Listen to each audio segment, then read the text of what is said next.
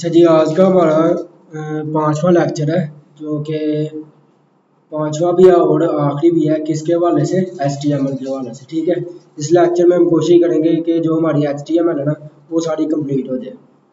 और आज का जो HTML का हमारा टॉपिक है वो ये है, फॉर्म्स इन HTML। कि HTML के अंदर हम किस तरह फॉर्म क्रिएट करते हैं। नया लफ्ज़ है हमारे लिए, फॉर्म्स इन HTML। HTML से तो हम पीछे 4-5 दिनों से वाकफ़ हो चुके हैं अच्छी तरह से। तो इसको ना हम एक एग्जांपल के साथ शुरू करते हैं। यहाँ पर हम एक कोई वेबसाइट खोलते हैं जिसके अंदर फॉर्म का इस्तेमाल किया गया, ताकि हमें अच्छे से समझ आए HTML के अंदर फॉर्म कैसे बनते हैं। तो यहाँ पर लिखते हैं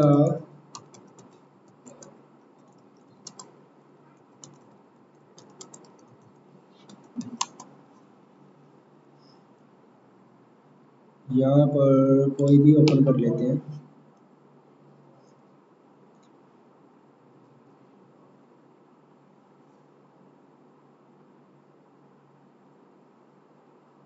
ये देखो कितना बड़ा वेब पेज बना हुआ है। ठीक है, इसके अंदर कहीं पे कहीं पे भी फॉर्म का इस्तेमाल नहीं होगा। हाँ, इसके अंदर मैं आपको फॉर्म दिखा सकता हूँ कैसे। ये ये एक बटन बना हुआ है साइन इन का। कौन सा बटन बना हुआ है? अब अगर इसके ऊपर मैं क्लिक करूँ तो मेरे सामने एक और पेज खुलेगा। ठीक है, तो अब देखते हैं इसमें क्या बना हुआ है। अब ये रैंडमली हमने वेबसाइट ओपन की हुई है, ये कोई पहले से डिज़ाइन नहीं है। ये नज़र आया आपको कुछ? Sign in. ये आपके सामने कुछ लिखने के लिए पूछ रहा है कि यहाँ पर आप कुछ लिखो, यहाँ पर आप कुछ लिखो, यानी कि इनपुट करो। कोई भी डाटा आप यहाँ से इनपुट करो। और ये बटन है, इसका मतलब यहाँ से जो भी लिखो इस बटन पे क्लिक करो तो देन वो सबमिट हो जाएगा। वो क्या आ जाएगा? सबमिट। इसकी ना मैं आपको एक एग्जांपल देता हूँ। आपने एडमिशन फॉर्म का सुना होगा। एडमिशन फॉर्म में क्या होता है? आपका नेम पूछता है, फादर नेम पूछता है, डेट ऑफ बर्थ पूछता है, आपका फ़ोन नंबर पूछता है। ठीक है, हर चीज़ जो है वो आपके सब्जेक्ट्स के बारे में पूछता है। यानी कि हर चीज़ आपने उस फॉर्म के अंदर फिल करनी है और देन एंड पे क्या कर देना? उसको सबमिट कर देना। ठीक है, इसी तरह के कुछ फॉर्म्स होते हैं। जब हम यहाँ पर वो कहता है कि अगर आपने साइन इन नहीं करना तो साइन अप करो, यानी कि अपना अकाउंट बनाओ। साइन इन का मतलब होता है आपका अकाउंट पहले से बना है।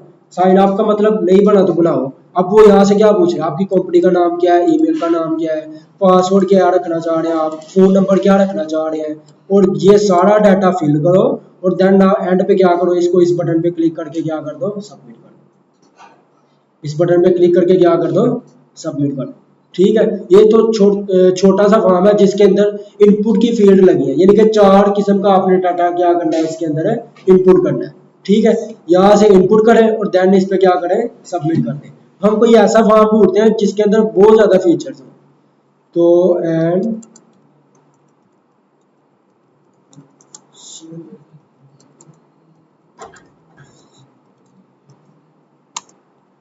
हम देखते हैं कि अगर मेरे को ना एडमिशन फॉर्म मिल जाए किसी स्टूडेंट का, इमेजेस की बजाय ना मैं कोशिश करता हूँ कि आपको रियल टाइम में वेबसाइट दिखाई जाए जिसको आप देखो और आपको पता चले कि ये बना भी सकते हैं। नहीं, ये हम बना तो सकते हैं लेकिन ये इमेज है। हम चाहते हैं कोई ना वेबसाइट खुले जिसके अंदर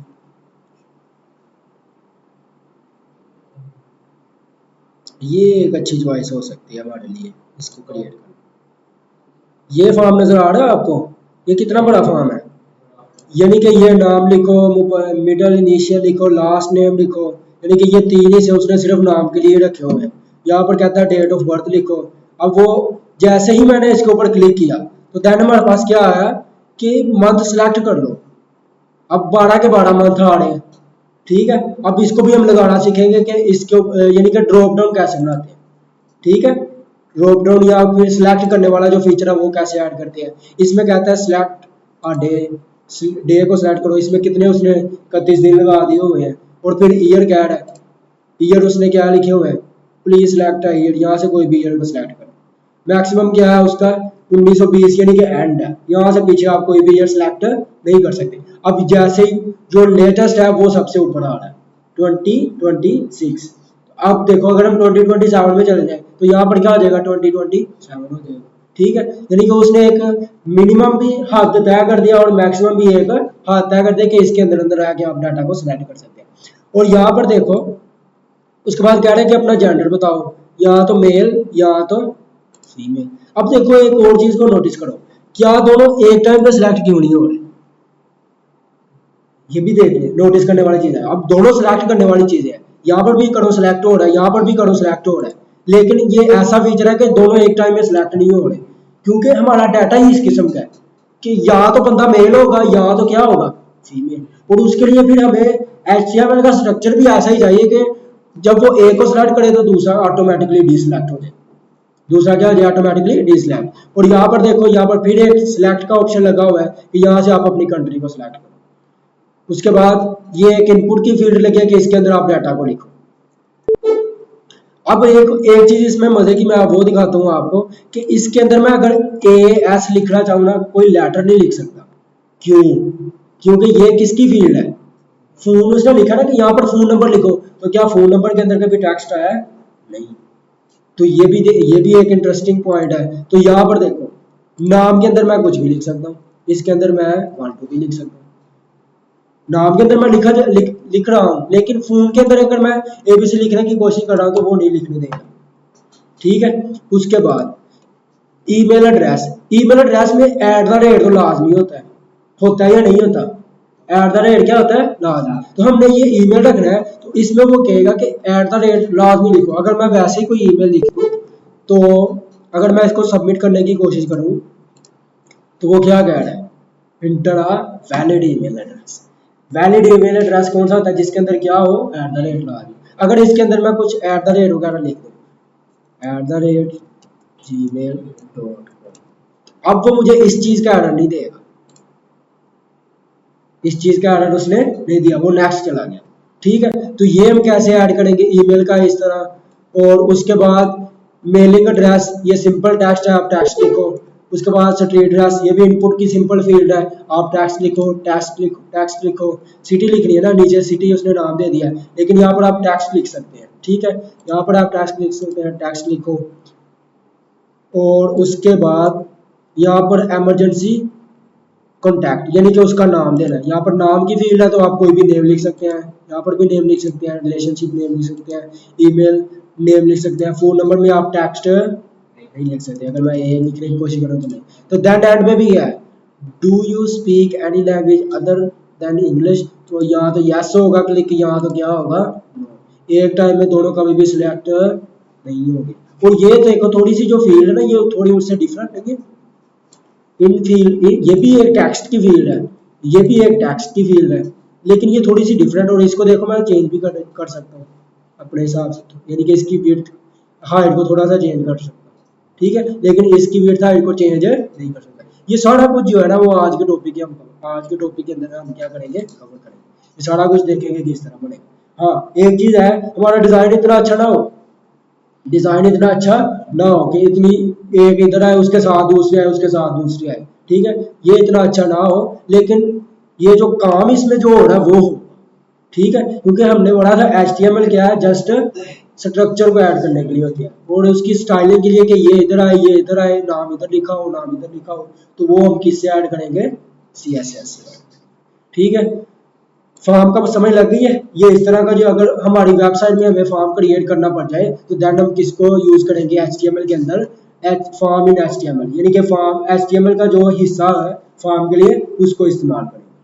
ठीक है, तो आज की क्लास हम शुरू करते हैं।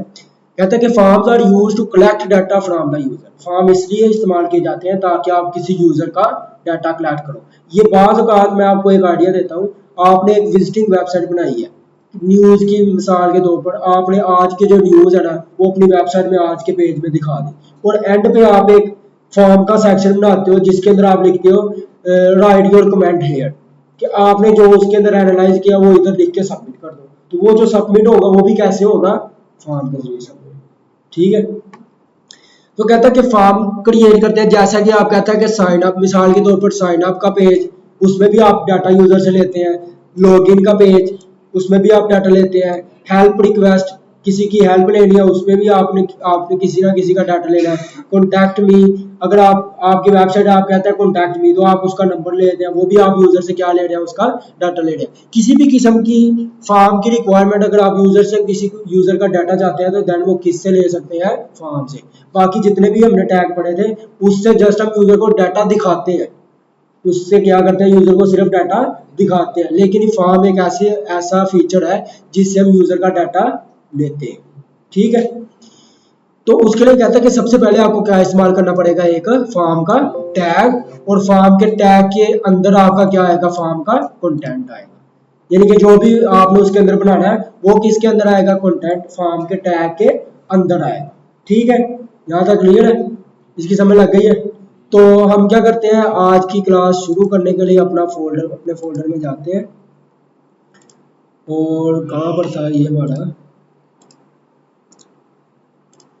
यहाँ पर batch 1 web designing HTML class control shift and CLS class 04। ये HTML की तो चौथी क्लास है, लेकिन पहले क्योंकि हमारी इंट्रोडक्शन क्लास थी इस वजह से ये चौथी क्लास है। तो इसको एंटर करते हैं। अभी इस फोल्डर के अंदर कुछ भी नहीं है, तो इसको बैक जाते हैं। इसको हमने किसके अंदर ओपन करना है, अपने VS कोड के अंदर। तो यहाँ से भी आप ओपन कर सकते हैं, VS कोड को पहले ओपन करके फिर भी वहां से इस फोल्डर को ओपन कर सकते हैं। तो हम यहाँ से करते हैं ओपन विद कोड, तो देन ये इसी फोल्डर को क्या करेगा, हमारे VS कोड के अंदर ओपन कर देगा। तो यहाँ पर देखिए हमारे पास क्या आ रहा है, क्लास 4, और अभी इसके अंदर किसी भी किस्म की कोई भी फाइल नहीं है। ठीक है, तो हमारे पास यहाँ पर दो बटन है, एक है न्यू फाइल का और एक है न्यू फोल्डर का। तो हम इसके अंदर फाइल को क्रिएट करना चाहते हैं, तो हम किस पे क्लिक करेंगे, न्यू फाइल पे क्लिक करेंगे। अब वो हमारा हमसे पूछे कि उसका नाम आप क्या रखना चाहते हैं, हम उसका नाम क्या रख देते हैं, index.html, क्योंकि हमारा HTML का पेज है तो उसकी एक्सटेंशन क्या रहेगी, .html। तो इसको इंटर प्रेस करते हैं तो ये हमारे पास एक पेज बन गया। तो अब HTML के पेज की निशानी क्या होती है, उसके अंदर हम पहले उसको बताते हैं ये HTML कौन सी है, उसके बाद HTML का टैग आएगा, उसके अंदर मेन दो कौन से टैग आएंगे, हेड का और बॉडी का, हेड का और बॉडी का। और बॉडी के टैग के अंदर फिर हम स्ट्रक्चर बनाने के लिए क्या करते हैं, 3 सिमेंटिक टैग का इस्तेमाल करते हैं। कौन कौन से, हेडर, मेन और फूटर। तो यहाँ पर हम सारा करेंगे sign of exclamatory, enter press करेंगे तो यहाँ पर देखिए हमारे पास एक HTML का टैग आ गया, और एक हमारे पास हेड का टैग आ गया, और एक हमारे पास नीचे कौन सा टैग आ गया, बॉडी का टैग आ गया। ठीक है, यहाँ तक क्लियर है। अच्छा जी, तो यहाँ से हम इसका टाइटल जो है वो कर देते हैं क्लास 04, इसको कर लेते हैं सेव, कंट्रोल S। ये मैंने ऑटो सेव पे लगाया हुआ है, आप यहाँ से चेंज भी कर सकते हैं। यहाँ पर ऑटो सेव कर देंगे तो वो जैसे ही आप एक वर्ड भी लिखेंगे तो वो खुद ही सेव कर देगा। ठीक है, आपको सेव करने की जरूरत नहीं है। तो यहाँ से आप ऑटो सेव को नॉट क्लिक, अब देखो अगर मैं किसी कोई लफ्ज लिखूं यहाँ पर डॉट बना रहा है, इसका मतलब ये जो आपने बाद में लिखा है ये भी सेव नहीं है। तो हम क्या करते हैं, इसको ऑटो सेव पे रहने देते हैं ताकि हमें बार बार सेव करना ना पड़े। तो फिर हम कंट्रोल Z कर सकते हैं। मिसाल के तौर पर अब ये मैं चाहता हूँ क्लास 4 से पहले डॉक्यूमेंट लिखा था, मैं इसको कंट्रोल Z प्रेस करूँ तो वो देखो बैक जा रहा है। ठीक, एक और बैक करूँ तो वो क्या हो जाएगा, दोबारा वही डॉक्यूमेंट लिखा है। ठीक है, तो इसको दोबारा वापस आने के लिए, आगे जाने के लिए कंट्रोल Y करेंगे, कंट्रोल Y आगे जाने के लिए, कंट्रोल Z पीछे जाने के लिए। ठीक है, तो अभी हम इसके अंदर स्ट्रक्चर बनाते हैं, एक हेडर लगाते हैं और इसके बाद एक क्या लगाते हैं, मेन का टैग,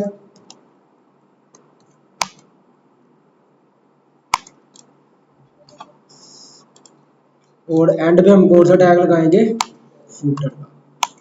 ठीक है, ताकि हमारा जो है वो एक पेज का मकसद समझ आती रहे कि हमारा कोड किस तरह हो रहा है, कि जो पेज बॉडी का ऊपर वाला कोड है वो हेडर के अंदर हो रहा है, बॉडी का जो नीचे सेक्शन है वो मेन के अंदर है, और एंड पे जो हमें फूटर नजर आता है वो किसके अंदर है, फूटर के अंदर है।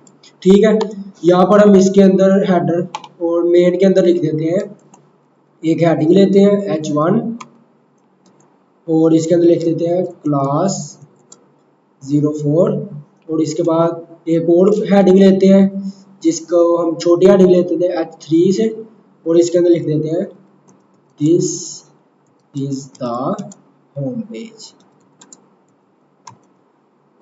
ठीक है, और फुटर के अंदर हम क्या लिख देते हैं, एक हम हेडिंग लेते हैं H5 से, और इसके अंदर लिख देते हैं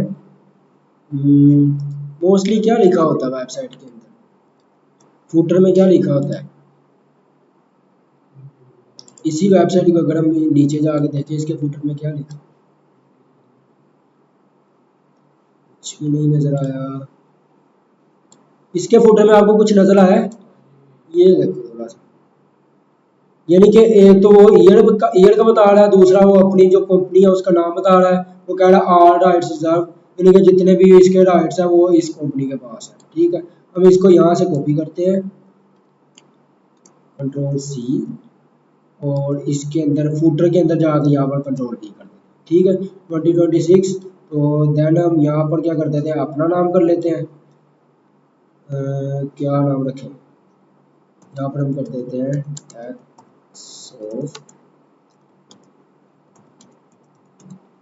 ठीक है, स्पेलिंग का देख लीजिएगा। तो ये हमने क्या सेट कर दिया, एक अपने वेब पेज का फुटर सेट कर दिया, ये मेन का एरिया आ गया, और यहाँ पर हेडर सेट कर दिया। हेडर के अंदर हम क्या बनाते हैं, नैव बार बनाते हैं। नैव बार पहले तो हमने सिंपल एंकर टैग से बनाई थी, ये 3-4 एंकर टैग लगा दो जितने आपके पेज है। तो हम थोड़ा सा उससे एक स्टेप ज्यादा करेंगे, हम एक नैव का भी टैग यूज करेंगे।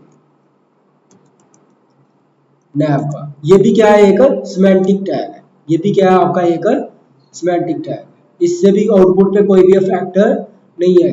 बाद का ऐसा होता है हेडर में एक नैव बार भी होती है और कुछ चीजें और भी होती है, हेडर के अंदर नैव बार भी होती है और उससे एक्स्ट्रा चीजें भी हेडर के अंदर इंक्लूडेड होती है। देन हम उसको नैव बार के अंदर नहीं लिखते, उसको नैव बार के अंदर यानी कि होता तो वो हेडर ही है लेकिन नैव बार से बाहर लिख देते हैं। ठीक है, आज के जो हम अपने पेजेस के लिंक लगाएंगे वो नैव के टैग के अंदर लगाएंगे। तो यहाँ पर हम एक एंकर टैग लगाते हैं, और इसके अंदर हम क्या नाम लिख देते हैं, पहला होम पेज रख देते हैं। ठीक है, और उसके बाद एक और एंकर टैग लगाते हैं, इसका हम क्या नाम रख देते हैं, दूसरा पेज हमारा फॉर्म वाला बनेगा तो इसको फॉर्म्स लिख देते हैं, इसका नाम फॉर्म्स रख देते हैं। ठीक है, यहाँ से हम एक और नया पेज भी बना लेते हैं जिसका हम नाम रख देते हैं forms.html। ठीक है, यहाँ तक क्लियर है, ये हमारा फॉर्म वाला पेज है और ये हमारा होम पेज है।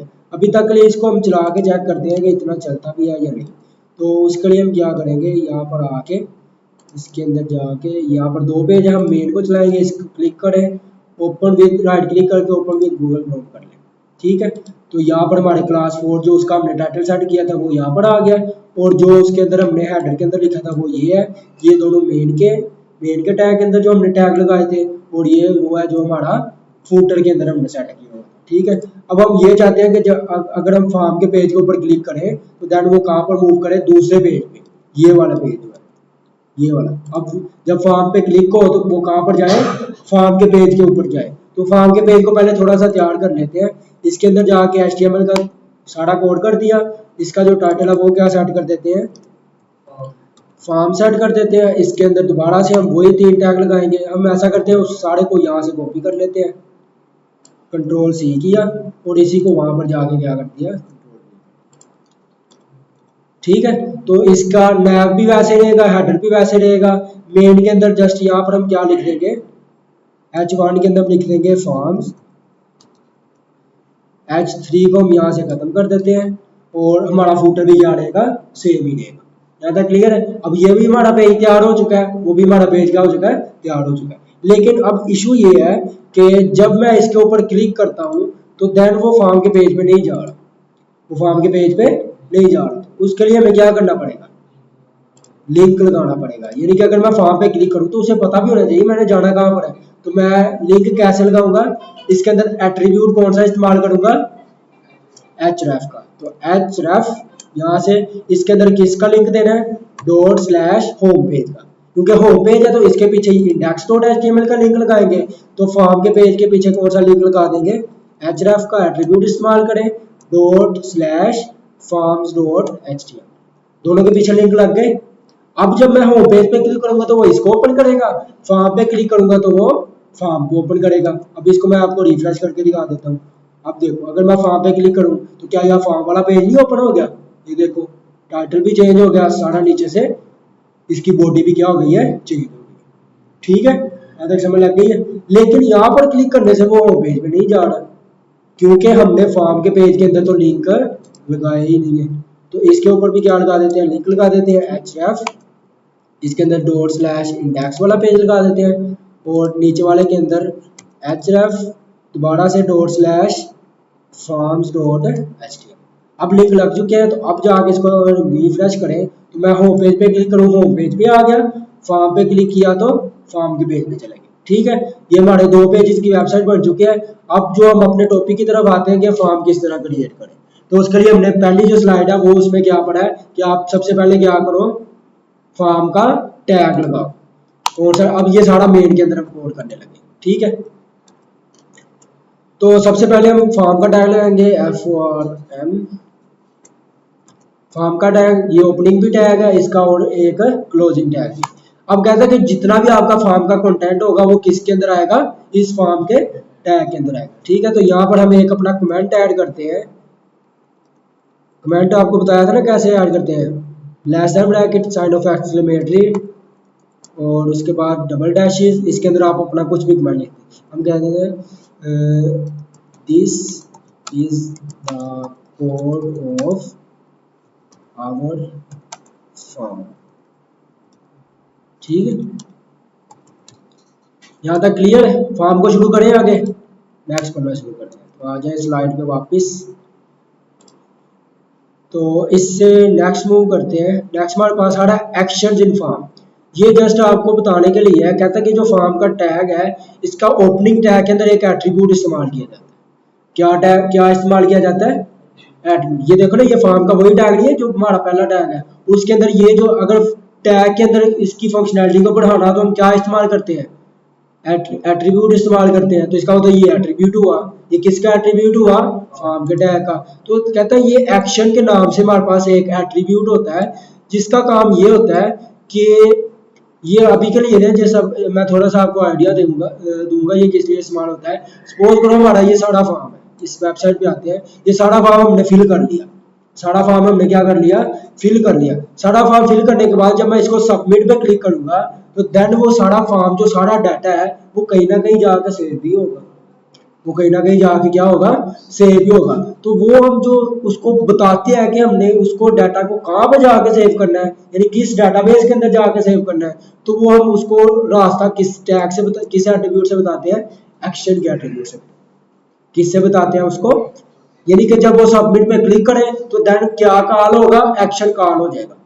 क्या कॉल हो जाएगा, एक्शन। और एक्शन के अंदर जो भी हमने लिंक लगाया होगा, एक्शन के अंदर यहाँ पर जो भी हमने लिंक लगाया होगा वो उस लिंक को क्या कर देगा, कॉल कर देगा। और उस लिंक के केस जो भी कोड, जो भी पाथ सेट हुआ होगा, वो सारा डाटा इस एक्शन से होता हुआ वो अपनी डाटाबेस में जाके क्या हो जाएगा, सेव हो जाएगा। ठीक है, वो भी इस कोर्स का हिस्सा नहीं है, तो जस्ट मैंने इसका ओवरव्यू दे दिया आपको कि एक्शन किस तरह से काम करते हैं। क्लियर है, तो नेक्स्ट चलते हैं। उसके बाद आ रहा है फॉर्म के अंदर एलिमेंट्स कौन से होते हैं, फॉर्म के एलिमेंट्स कौन से होते हैं। तो कहता है कि सबसे पहला और मेन जो मोस्टली यूज होने वाला जो एलिमेंट है वो है इनपुट का। वो कौन सा है, इनपुट टैग। कौन सा टैग है, इनपुट।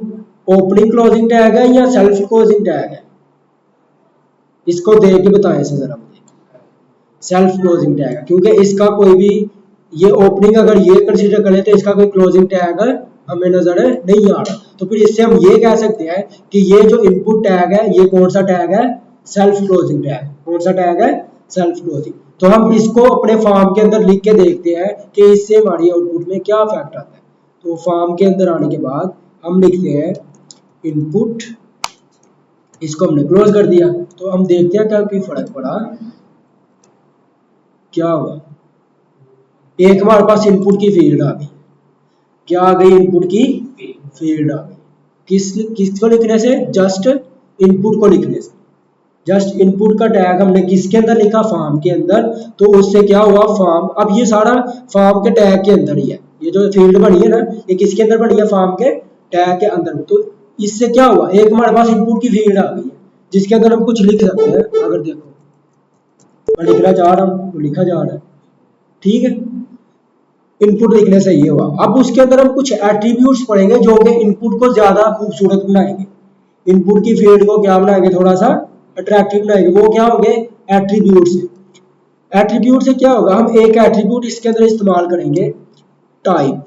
क्या किया, टाइप, टाइप का एट्रीब्यूट इस्तेमाल किया। अब वो देखो कह रहा है कि टाइप क्या क्या हो सकती है, बटन हो सकती है, चेकबॉक्स हो सकती है, कलर हो सकती है, डेट हो सकती है, टाइम हो सकती है, ईमेल हो सकती है, file, hidden image, month, number, और ये बहुत सारी है, ये सारी टाइप्स हो सकती है, ये सारी टाइप्स हो सकती है। चूंकि अगर हमने नाम ही लिखना है तो हमें वही टैक्स चाहिए जो पहले ही है, हमें क्या चाहिए, सिर्फ टेक्स्ट ही चाहिए। तो हम इसकी टाइप को सेट कर देते हैं, टेक्स्ट सेट कर देते हैं। क्या सेट कर देते हैं, टेक्स्ट सेट कर दिया। क्या सेट कर दिया, टेक्स्ट। तो इससे क्या होगा, जैसे पहले था वैसे ही रहेगा, क्योंकि पहले भी क्या लिखा जा रहा था, टेक्स्ट लिखा जा रहा था, अब भी क्या लिखा जा रहा है, टेक्स्ट। इससे कोई खास फर्क नहीं हुआ, क्योंकि इसकी जो बाय डिफॉल्ट इसके अंदर खूबी थी, हमने वही टाइप सेट किया जो इसके अंदर पहले से ही थी। तो अगर मैं कोई और सेट करके दिखाऊं तो देन आपको इसका आइडिया होगा कि टाइप का क्या फायदा। अगर मैं यहाँ से सेलेक्ट करूँ डेट, इसको आपने जरा कोड से देखना, इसको मैंने रिफ्रेश किया, अब क्या हुआ है, अब वो बिल्कुल चेंज हो गई है। पहले टाइप टेक्स्ट कर सकते थे, अब हमने क्या किया, अब वो डेट की इनपुट फील्ड बन चुकी है। आप कोई भी डेट सेलेक्ट करो, वो किसकी टाइप इनपुट बन चुकी है, यानी कि अगर हमने कहीं से डेट सेलेक्ट करनी है, जैसे हमारे पास ये पीछे आ भी रहा था, यहाँ पर कहीं भी हमने अगर डेट सेलेक्ट करनी है, इसमें तो नहीं है, खैर उसने लहदा से सिलेक्ट बनाई हुई है, ठीक है, मंथ लहदा सेलेक्ट करो, डे लहदा सेलेक्ट करो, ये लहदा सेलेक्ट, तो हम एक ही इनपुट फील्ड से भी तो वही डाटा ले भी सकते हैं। ये एक इनपुट फील्ड से तीनों चीजें नहीं आ रही, यानी कि इसको सिलेक्ट करो, ये सारा खुद से आया है, किसको सेट करने से, जस्ट टाइप को चेंज किया हमने। तो मोस्टली अगर हमें कोई भी टाइप ना चाहिए जरूरत हो तो हम कौन सी सेट करते होते हैं, टेक्स्ट सेट करते हैं। नाम लेना हो, फादर नेम लेना हो, तो उसकी क्या सेट कर देंगे, टेक्स्ट सेट कर देंगे, ठीक है। अभी के लिए हम इसको क्या सेट करते हैं, टेक्स्ट सेट करते हैं, ठीक है, जिससे कोई भी इतना खास फर्क इनपुट लिखने से और टेक्स्ट लिखने से खास फर्क नहीं पड़ा, क्योंकि उसकी जो पहले से खूबी थी वो भी टेक्स्ट थी, टाइप भी हमने टेक्स्ट सेट कर दी, तो इससे कोई फर्क नहीं पड़ा। अच्छा, एक और एट्रीब्यूट इसके अंदर पढ़ेंगे हम, उसको हम, एक एट्रीब्यूट टाइप का पढ़ लिया, दूसरा जो एट्रीब्यूट इसके अंदर हम पढ़ने लगे हैं उसको हम कहते हैं प्लेस होल्डर। क्या है इसका नाम, प्लेस होल्डर, प्लेस होल्डर। इसको आप बार बार पढ़ोगे ना तो आपको याद हो जाएंगे, यानी कि ज्यादा से याद करने की जरूरत नहीं है। तो कहता है कि प्लेस होल्डर से क्या होता है, अभी आपको क्या नजर आ रहा है, एक सिंपल फील्ड नहीं नजर आ रही, खाली फील्ड है, ठीक है। अगर मैं प्लेस होल्डर में लिखूं इंटर द नेम, अब क्या हुआ, उसमें एक ब्लड सा, यानी कि ये लिखा नहीं हुआ एक्चुअल में, एक्चुअल में वो खाली है, ये देखो एक्चुअल में वो क्या है, खाली है, जस्ट ये पीछे कह लो कि शैडो आ रहा है, कि उस इससे क्या होगा, यूजर को थोड़ा सा आइडिया होगा कि मैंने इसके अंदर लिखना क्या है, यूजर को क्या आ जाएगा, थोड़ा सा आइडिया हो जाएगा कि मैंने लिखना क्या है। तो ये हम किससे ऐड करते हैं, प्लेस होल्डर के एट्रीब्यूट से। एट्रीब्यूट किसके ऊपर लगाएंगे, इनपुट के टैग के ऊपर ही लगा देंगे। और इसकी मैं आपको एग्जांपल दिखाता हूँ। अब आपको ये एक नजर आ रहा है नंबर के अंदर, ये भी एक इनपुट की फील्ड नहीं है, इनपुट की फील्ड है ना, तो इसके अंदर आपको कुछ नजर आ रहा है पहले से लिखा हुआ, लेकिन अगर मैं क्लिक करूं तो वो सारा गायब हो जाता है, ठीक है। लेकिन ये जो पहले से लिखा रहा है, ये किससे लिखा आया होगा, प्लेस होल्डर से लिखा आया, ये किससे लिखा आया होगा, यहाँ पर मेरे ख्याल है इसके अंदर ही है सिर्फ, इसको अगर मैं रिफ्रेश करूँ तो इसमें भी नहीं है, ठीक है। तो ये इससे लिखा, इसमें लिखा आ रहा है, तो ये जो पहले से लिखा आया इसको हम ऐड कर सकते हैं, कैसे ऐड कर सकते हैं, प्लेस होल्डर के। अब इसमें भी लिखा आ रहा है, नजर आया आपको, इसमें भी क्या लिखा आ रहा है, प्लेस होल्डर लिखा आ रहा है, ठीक है। तो ये सारा जो हमने इसको यहाँ से प्लेस होल्डर में कुछ भी लिख दो, उसने क्या लिखा हुआ है, EX लिखा, फिर कोलन ऐड किए, माई नेम @example.com, यानी कि उसने एक यूजर को आइडिया दिया ताकि यूजर कंफ्यूज ना हो जाए, वो फॉर्म तो खोले, उसको वो कंफ्यूजन ना हो कि इसके अंदर मैं क्या लिखूं, ठीक है। जस्ट एक इनपुट की फील्ड ही नजर आती रहे तो यूजर इससे क्या समझेगा कि मैं इसके अंदर क्या लिखूं, उसको नहीं समझ आएगा। तो उसके लिए हम क्या लिखेंगे, प्लेस होल्डर लिखेंगे। क्या लिखेंगे, प्लेस होल्डर। इसकी समझ लग गई है इनपुट टैग की, ठीक है। नेक्स्ट मूव करते हैं, इनपुट के बाद उसके बाद हमारे पास एक टैग आता है लेबल का। कौन सा टैग आता है? लेबल का। लेबल भी आप कह सकते हैं कि प्लेस होल्डर का बाप है, यानी कि जैसे प्लेस होल्डर का काम भी क्या है, यूजर को गाइड करना, वो थोड़ा सा गाइड करता है। जब आप उसके अंदर क्लिक करो तो वो सारा क्या हो जाता है, यानी कि अब यूजर लिखने लगा था, उसको याद ही भूल गया कि मैं क्या लिखूं, वो तो गायब हो गया। तो ये कहता है कि ये भी यूजर को गाइड करता है कि यूजर ने क्या लिखना है। अब इस मैं आपसे पूछता हूँ कि ये हमने एक फॉर्म ओपन किया हुआ है, तो मुझे बताओ कि इसके अंदर मैं क्या लिखूं, क्या लिखूं? इसमें तो प्लेस होल्डर है ही नहीं है, लेकिन यहाँ पर हमें एक लेबल नजर आ रहा है। क्या नजर आ रहा है? लेबल नजर आ रहा है। ठीक है, तो हम क्या करते हैं, इनपुट की फील्ड के साथ एक क्या ऐड कर देते हैं, लेबल ऐड कर देते हैं। क्या ऐड कर देते हैं? लेबल। वो लेबल क्या करता है, इस इनपुट फील्ड के साथ कनेक्ट हो जाता है, तो वो उसको क्या करता है, गाइड करता है। ठीक है, यहाँ पर भी ये लेबल लगे हुए हैं नीचे। ठीक है, इससे क्या हो रहा है, हमें पता चल रहा है लास्ट नेम, इसके अंदर हमने अपना लास्ट नेम लिखना है, इसके अंदर हमने मिडिल नेम लिखना है, इसके अंदर हमने अपना फर्स्ट नेम लिखना है। ठीक है, तो ये सारे नीचे क्या लगे हुए हमारे, ये स्ट्रीट एड्रेस भी, ये भी लेबल लगा हुआ है, ये मेलिंग एड्रेस, ये सारा क्या लगा हुआ है, लेबल्स लगे हुए हैं। तो अभी हम इसके ऊपर एक लेबल ऐड करते हैं। तो कहता है कि लेबल कैसे ऐड होगा, आपने जस्ट एक लेबल टैग लिखना है। तो लेबल टैग भी कौन सा टैग होगा, सेल्फ क्लोजिंग है या ओपनिंग क्लोजिंग है? सॉरी, हाँ ये ओपनिंग क्लोजिंग है। ये यहाँ से ओपन हुआ और यहाँ पर क्या हो गया, क्लोज हो गया। यहाँ पर ओपन हुआ और यहाँ पर क्या हो गया, क्लोज हो गया। ठीक है, ये कौन सा टैग है, ओपनिंग भी है और इसका क्लोजिंग भी है। अच्छा अब देखो जरा, हम ना अपने कोड में जाके यहाँ पर एक इनपुट लेबल का टैग लगा देते हैं। मिसाल के तौर पर मैंने लिखा लेबल लिखा, और लेबल के अंदर मैंने लिख दिया फर्स्ट नेम।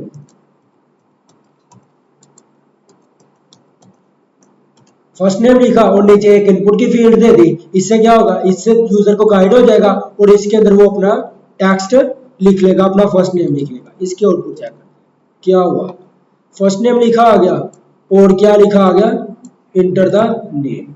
क्या ये आपस में कनेक्टेड है? कनेक्टेड तो नहीं है। कनेक्टेड तो इस तरह होते, अगर मैं इसके ऊपर क्लिक करूं तो देन वो मुझे यहाँ पर ले आए, देन मुझे कहाँ पर ले आए, इस पर क्लिक करूं, यानी कि मैं यूजर को नहीं पता चलता, वो यहाँ पर क्लिक करता रहता है कुछ लिखने के लिए। तो देन अगर वो यहाँ पर क्लिक करे तो वो कहाँ पर आ जाए, इसके अंदर ब्लाड हो जाए, यानी कि इस तरह ये फोकस में आ जाए, ये हमारी जो फील्ड है वो फोकस। तो इसको, इन दोनों को आपस में कनेक्ट करने के लिए हम क्या इस्तेमाल करते हैं, फॉर और आईडी का। किसका इस्तेमाल करते हैं, फॉर और आईडी का। इसके अंदर आपने फॉर का एट्रीब्यूट लगाना है और इसके अंदर आपने कौन सा एट्रीब्यूट लगाना है, आईडी का। ये फॉर और आईडी, फॉर के अंदर जो नाम लिखना है, फॉर का नाम रखना है, वही आपने किसका नाम रख देना है, आईडी का नाम रख देना है। आईडी भी रख सकते हैं आप, नेम भी रख सकते हैं, ये नेम का एट्रीब्यूट भी इस्तेमाल कर सकते हैं आप। इसको मैं चेक करते हैं ये कैसे काम करता है। इसके अंदर हमने एट्रीब्यूट कौन सा इस्तेमाल किया, फॉर का, यानी कि फॉर के लिए, यानी कि किसके लिए, ये जो लेबल है ये किसके लिए है। फॉर के अंदर आपको लिमिट नहीं है, कोई भी नाम रख सकते हैं, क्योंकि पहले ये जो फील्ड है ये किसके रिलेटेड है, नेम के रिलेटेड है, फर्स्ट नेम के रिलेटेड है। तो मैं यहाँ पर इसका नाम रख देता हूँ एफ नेम। क्या नाम, हमने फॉर का क्या नाम रख दिया, एफ नेम। भाई हम, हमारे ऊपर किसी की लिमिट तो नहीं है कि यही नाम रखना है, लेकिन हमने ये क्यों रखा, इससे हमें आसानी है कि हमें पता चल जाएगा ये एफ नेम, यानी कि एफ नेम लेबल जो है वो इस फील्ड का, फर्स्ट नेम फील्ड का।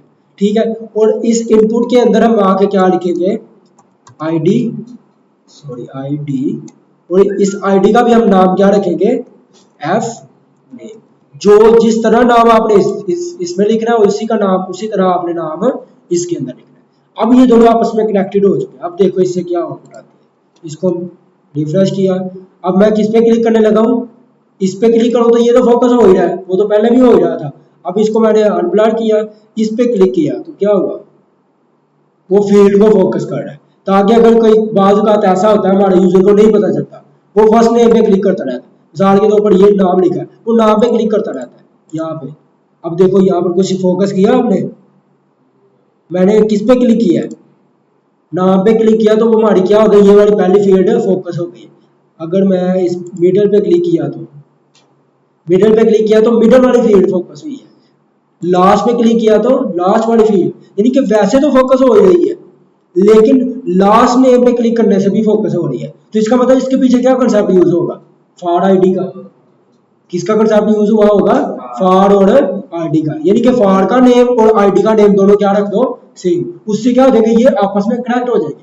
अब अगर मैंने इसका फॉर नेम और इसकी आईडी का नेम सेम किया होगा तो इस पे क्लिक करने से क्या ब्लॉड होगा, ये ब्लॉड होगा।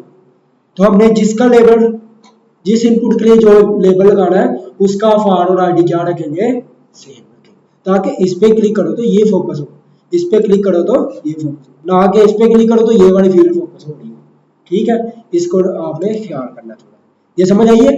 फर्स्ट नेम पे क्लिक किया तो ये हमारी क्या हो गई, फोकस हो गई।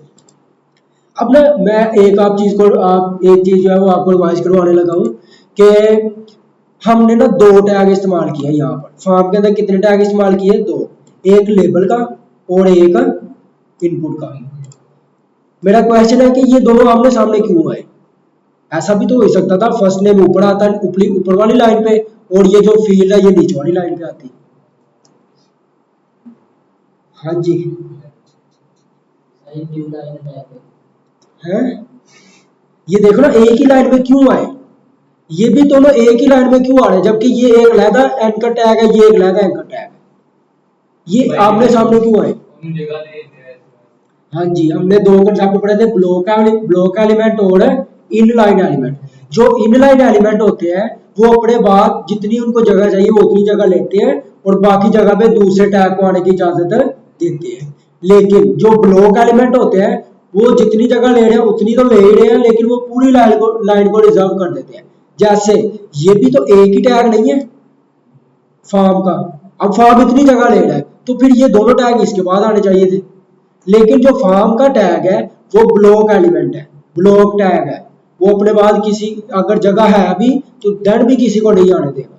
लेकिन जो एंकर टैग है और जो लेबल का और इनपुट का टैग है ये दोनों इनलाइन टैग है। ये दोनों कौन से टैग है, इनलाइन, यानी कि लेबल को इतनी ही जगह चाहिए, इससे ज्यादा तो नहीं ना चाहिए, जितना टेक्स्ट है उसका तो उसने उतनी जगह ली। लेकिन ये जो इनपुट है वो कहाँ पर आया, उसके बाद ही आ गया, यानी कि दोनों इनलाइन है। इसने इस अपने बाद इसको आने की इजाजत दी तो एक ही लाइन में दोनों आ गए।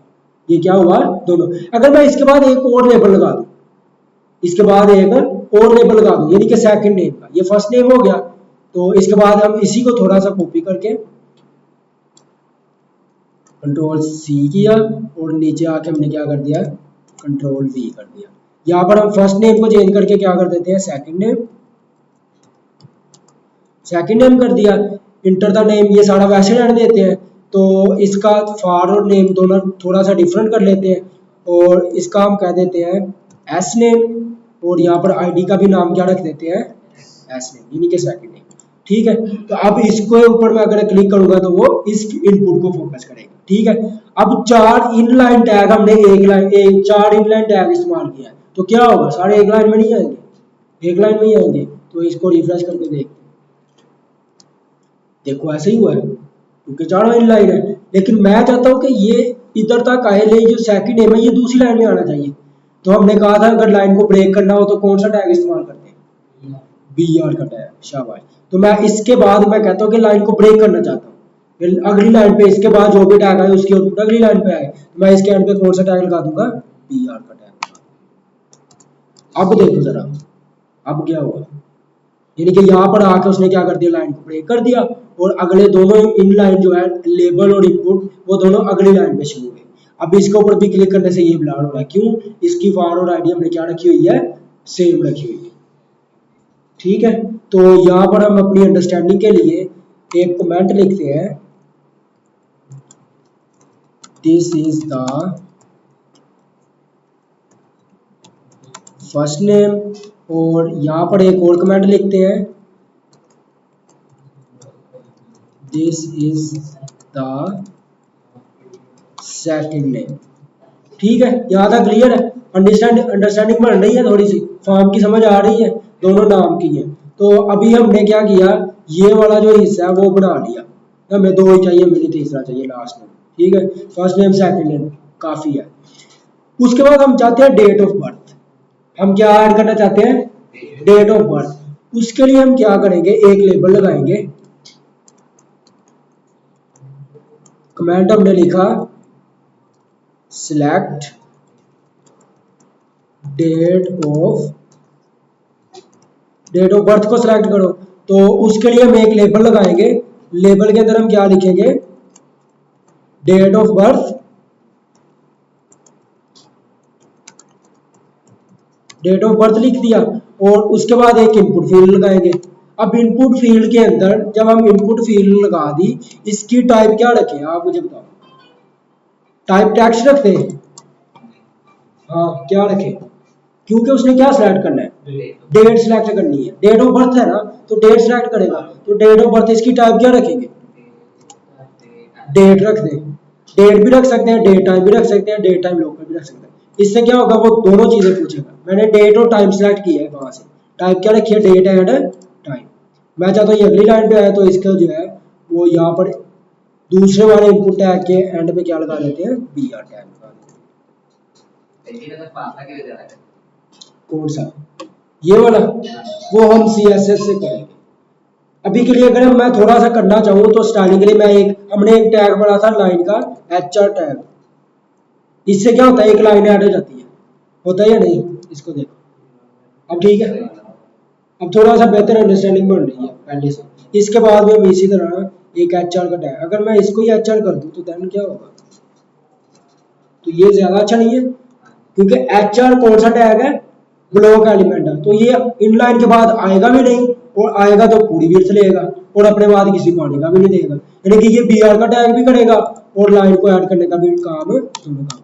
तो यहाँ से हमने BR को रिमूव कर दिया, HR लगा दिया, HR से एक लाइन ऐड हो गई, ठीक है। और ये ब्लॉक एलिमेंट है, तो ये इनलाइन के बाद आएगा भी नहीं, और जब आएगा तो पूरी विड्थ लेगा और उसके अपने बाद भी किसी को नहीं आने देगा, ठीक है। डेट ऑफ बर्थ सिलेक्ट किया, तो यहाँ पर इसको रिफ्रेश किया, ये किया, इसकी टाइप डेट टाइम सेट की है, लेकिन यहाँ पर आई नहीं है डेट और टाइम, ये एरर है यार, ये डेट और टाइम आना चाहिए था। केला डेट को सिलेक्ट किया, डेट आ गई, डेट सिलेक्ट कर लिया, और अगर डेट टाइम लोकल को सिलेक्ट करें तो देन क्या आता है हमारे पास। अब ठीक है, ये वो हमारे पास हमसे डेट भी पूछ रहा है और उसके बाद हमसे क्या पूछेगा, टाइम भी पूछेगा। टाइम लिखते नहीं होते, मैंने वैसे आपको तीनों पढ़ा दी, ठीक है। यानी कि डेट के लिए डेट भी आप इनपुट में यूज कर सकते हैं, और डेट और टाइम कोई ऐसा मौका होता है, जिस तरह हम अगर कहते हैं कि ये एक काम है, ये इतने टाइम से पहले, इतनी डेट में इतने टाइम से पहले पहले आपने कंप्लीट करना है, तो वहां पर हम जो इनपुट फील्ड इस्तेमाल करेंगे वो कौन सी करेंगे, एक तो डेट भी लेंगे और दूसरा हम उससे टाइम भी पूछ लेंगे। यानी कि मैं ये डेट सेलेक्ट कर दी, मैंने ये टाइम सेलेक्ट कर दिया, ये देखो हर चीज हमने ले ली, ठीक है। यहाँ तक क्लियर है, डेट ऑफ बर्थ हमने सिलेक्ट कर ली, और उसके बाद नेक्स्ट हम उससे आगे देखते हैं हमारा फॉर्म के अंदर क्या मौजूद है। नेक्स्ट वो हमसे पूछ रहा है जेंडर, क्या पूछ रहा है, जेंडर पूछ रहा है। तो ये देखते हैं हम ये कैसे ऐड करते हैं, ये थोड़ा सा इंटरेस्टिंग होने वाला है। तो यहाँ पर हम एक कमेंट ऐड करते हैं, select your gender, select your gender. तो इसके लिए यहाँ पर हम एक एच हेडिंग लेते हैं, क्या लेते हैं, हेडिंग लेते हैं, H4 की ले लेते हैं, छोटी हेडिंग ले लेते हैं। यहाँ से कहते हैं जेंडर, जेंडर सिलेक्ट करो, क्या वो बड़ी हेडिंग होती है, ये हमारे पास 6 साइजेस होते हैं। यहाँ से वो जेंडर का आ गया, क्योंकि ये ब्लॉक एलिमेंट है, तो इसके बाद जो अगर इनपुट या लेबल लगाएंगे वो इसके बाद नहीं आएगा, ठीक है। अब आपका क्वेश्चन ये हो सकता है कि यहाँ पर हमने लेबल क्यों ना इस्तेमाल किया, लेबल से भी तो ये जेंडर लिख ही सकते थे, लेकिन वो इसकी मैं रीजन आपको बताता हूँ कि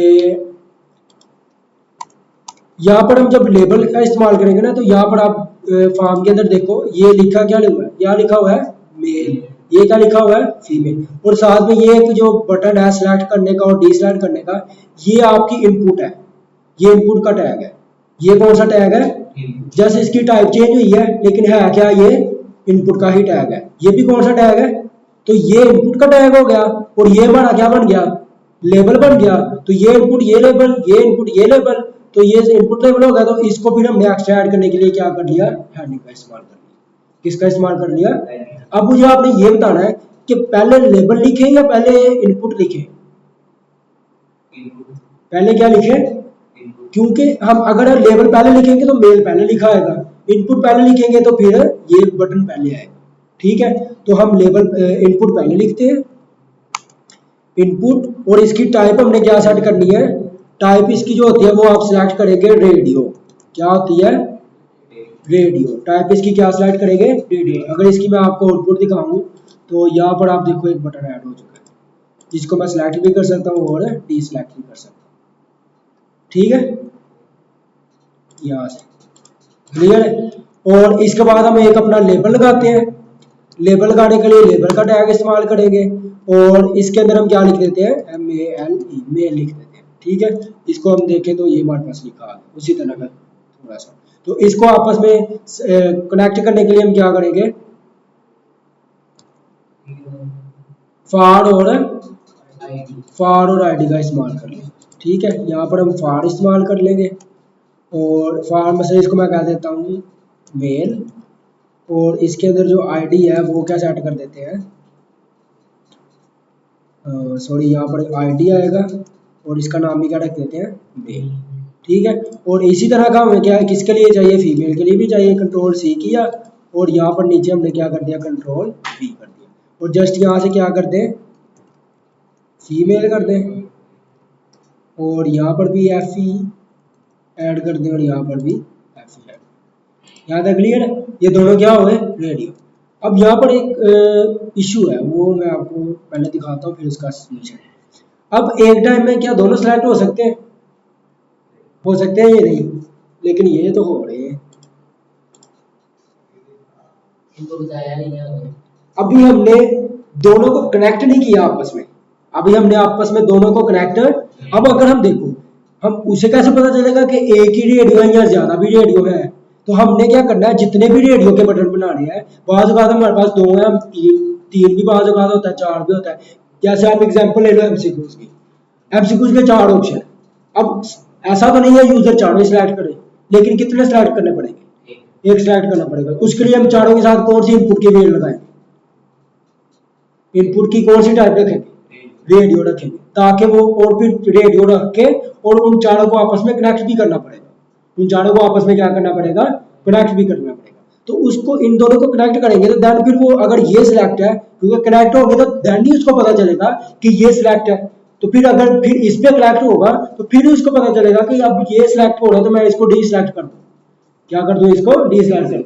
तो इसको जब हम कनेक्ट करते हैं तो उसको हम करते हैं नेम से। किससे करते हैं, इनपुट के अंदर आपने एक एट्रीब्यूट इस्तेमाल करना है नेम का। नेम आपने रख देना है जेंडर। ठीक है, जो नाम इसका रखेंगे वही नाम क्या रख देंगे, इसका रख देंगे, नेम जेंडर रख दिया। ठीक है, अब इसको हम रिफ्रेश करके चेक करते हैं, मेल सिलेक्ट हो गया। अब मैं अगर फीमेल को सेलेक्ट किया तो मेल क्या हो गया, डी सिलेक्ट। अब अगर मैं 2-3 और रेडियो बटन ऐड कर दूं और उनको सबको आपस में कनेक्ट कर दूं, तो लेकिन उनमें से सिलेक्ट कितने होंगे, एक ही। अगर हमने क्या होगा, आपस में उनको कनेक्ट किया होगा, तो देन देखो वही लॉजिक नहीं बनी हमारी, यही नहीं बन गई सेम, इसी तरह से ही है। बस ये है कि ये थोड़ा सी खूबसूरत लग रही है, ये हमारी खूबसूरत है नहीं लग रही। लॉजिक तो पीछे वही है ना, कि अगर ये सिलेक्ट करो तो ये ना हो, ये सिलेक्ट करो तो ये ना हो, दूसरा ना हो। क्लियर है, नेक्स्ट चले। ठीक है, उसके बाद ये आ रहा है ईमेल का। ईमेल में हमने देखा था ना कि अगर @ ना लगाए तो वो हमें एरर देता है कि आप ईमेल ऐड करो। तो इसके लिए हमें जस्ट क्या करना पड़ेगा, यहाँ पर हम नीचे आते हैं, यहाँ पर एक कमेंट ऐड करते हैं, दिस इज फॉर ईमेल। इसके लिए पहले लेबल लगा लेते हैं, लेबल इसके अंदर लिख देते हैं इंटर ईमेल, और इसके बाद हम एक लगा देते हैं इनपुट की फील्ड। इनपुट की जो फील्ड की हम टाइप सेट करेंगे, टाइप को क्या सेट कर दो, ईमेल सेट कर दो। हमारे पास एक टाइप होती है कौन सी, ईमेल। एक हमने टेक्स्ट पढ़ी है, उसके बाद कौन सी पढ़ी है, डेट टाइम पढ़ी है, उसके बाद हमने रेडियो भी पढ़ लिया, और हमने ये जो अभी पढ़ी है टाइप वो कौन सी है, ईमेल पढ़ी है। ठीक है, अब ईमेल से क्या होगा, इसको कनेक्ट करने के लिए हम एट्रीब्यूट कौन सा इस्तेमाल करेंगे, फॉर, इसको हम कह देते हैं ईमेल, और इस इनपुट के अंदर हम कौन सा एट्रीब्यूट इस्तेमाल करेंगे, आईडी का, इसका भी नाम क्या रख देते हैं, ईमेल रख देते हैं। ठीक है, अच्छा जी, वो कोई इशू नहीं है, आप एट्रीब्यूट यहाँ पर लिखने का है, कोई ऐसा इशू नहीं है, तरतीब में कोई फर्क नहीं है, आउटपुट पे कोई इफेक्ट नहीं आएगा। और इसके अंदर हम एक और चीज ऐड करेंगे, नहीं नहीं, अभी आपको याद आ जाएगा, क्या ऐड करेंगे, ये कैसे आएगा, ये कैसे आएगा, प्लेस होल्डर, क्या ऐड करेंगे, प्लेस होल्डर, ये हमने पढ़ा था ना किससे आता होता है, प्लेस होल्डर से। तो इसके अंदर एक और एट्रीब्यूट इस्तेमाल करेंगे प्लेस होल्डर का। ठीक है, तो प्लेस होल्डर में क्या लिखेंगे, इंटर योर ईमेल भी लिख सकते हैं, या फिर example@gmail.com, कुछ इस तरह से भी लिख सकते हैं, भाई हमारी अपनी मर्जी है, कुछ भी लिख सकते हैं। क्या, यानी कि उसको ये बता देना कि यहाँ पर आपका कोई नाम होगा और आगे इस तरह से सेम। इसकी आउटपुट चेक करते हैं हमारे पास क्या आती है, क्या है, इसको हम क्या करते हैं, HR का टैग इस्तेमाल करते हैं इस लेबल के एंड पे, ताकि ये हमारे लिए क्या करे, एक तो लाइन को ब्रेक करे और उसको नई लाइन पे लेके आए, इंटर ईमेल, और यहाँ पर हमारे पास क्या आ रहा है, example@की। क्लियर है, समझ लग गई है, ये वही नहीं बन गया हमारा। अब इसके अंदर अगर मैं आपको सबमिट करके दिखाऊं ना, तो अगर @ ना हुआ तो वो एरर देगा, वो क्या देगा, आपको ना मैं इसका एक और मजे का फीचर दिखाता हूँ, इसका कोड दिखाऊंगा आपको इस वेबसाइट का। तो हमने पहले दिन भी चेक किया था, कैसे चेक करते हैं, राइट क्लिक करो, इंस्पेक्ट पे क्लिक करो, अब किस एलिमेंट का हम कोड चेक करना चाहते हैं। अब देखो ना, यहाँ से ढूंढना मुश्किल हो जाएगा, ये बहुत ज्यादा लिखा हुआ है, बहुत ज्यादा कोड लिखा हुआ है। तो मैं क्या करूंगा, इस ऑप्शन को सिलेक्ट करूंगा, अब वो जिसके ऊपर मैं लेके जाऊंगा नीचे उसका कोड मुझे बताएगा। अब मैं इसका कोड देखना चाहता हूँ, तो इसके ऊपर मैंने क्लिक कर दिया, तो वो कहेगा ये है इसका कोड। तो ये क्या कौन सा टैग लगा हुआ है, आपने इनपुट का टैग नहीं पढ़ा है, टाइप कौन सी लगी है, ईमेल। अगर मैं यहाँ से इसकी टाइप को चेंज करके टेक्स्ट कर दूं और मैंने इंटर प्रेस कर दिया, अब इसके अंदर मैं कोई भी वैसे रैंडमली ईमेल लिख के अब इसको अगर मैं सबमिट करूं, तो अब वो मुझे एरर नहीं देगा। ये क्या होगा, हाँ, अब ये एरर क्यों आया, नहीं, ये इसका एरर नहीं है। अब ये वैलिडेशन किसके लिए है, फ्रंट एंड के लिए है। मैं आपको थोड़ा सा गाइड करता हूँ, ये वैलिडेशन किसके लिए है, फ्रंट एंड वैलिडेशन है। एक वैलिडेशन होती है बैक एंड के अंदर, जब बैकएंड के अंदर आपका डाटा जाता है ना, तो हम डाटा को सबमिट करने से पहले ना वैलिडेट करते हैं, वैलिडेशन करते हैं कि जो ये आ रही है ये वाकई ईमेल है। यानी एक यहाँ पर वैलिडेशन होती है और एक कहाँ पे वैलिडेशन होती है, बैकएंड के अंदर, क्योंकि यहाँ से डाटा इंटर जाएगा डाटाबेस के अंदर, तो उसने वहां पर भी क्या लगाया होगा, वैलिडेशन लगाई होगी। ठीक है, अगर सिर्फ फ्रंट एंड की वैलिडेशन हो, यहाँ से चेंज करो तो वो ईमेल चली जाएगी, वो आपका टैक्स भी चला जाएगा, ईमेल की बजाय वो आपका टैक्स भी चला जाएगा, क्योंकि यहाँ से एक चीज वैलिडेट कर रही है उसको, वो टाइप कर रही है, तो टाइप तो यहाँ से चेंज भी हो सकती है। टाइप को चेंज करो, वो आपका टैक्स भी एज ईमेल है, वो जाके सेव हो जाएगा। लेकिन अगर बैकएंड के ऊपर भी वैलिडेशन लगी हो, फिर वो आपको सेव करने की इजाजत है नहीं देगी।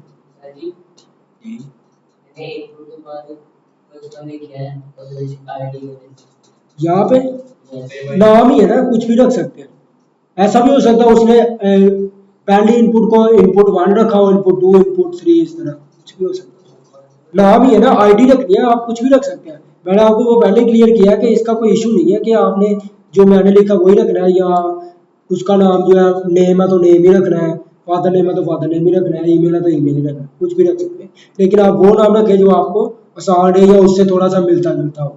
ठीक है, यहाँ तक क्लियर है। अभी मैं आपको ना इसकी वैलिडेशन करके दिखाता हूँ कि क्या हमारी ईमेल वो इस तरह एक्सेप्ट करता है या इसके बगैर भी एक्सेप्ट करेगा। उसके लिए हम एक और इनपुट की फील्ड इस्तेमाल करेंगे, यानी कि एक बटन भी तो चाहिए ना जिससे सबमिट हो, एक बटन भी तो चाहिए ना जिससे हम सबमिट करें तो सारा फॉर्म क्या हो जाए, सबमिट हो जाए। तो यहाँ पर पहले हम एक क्या करते हैं, टेक्स्ट कमेंट ऐड करते हैं,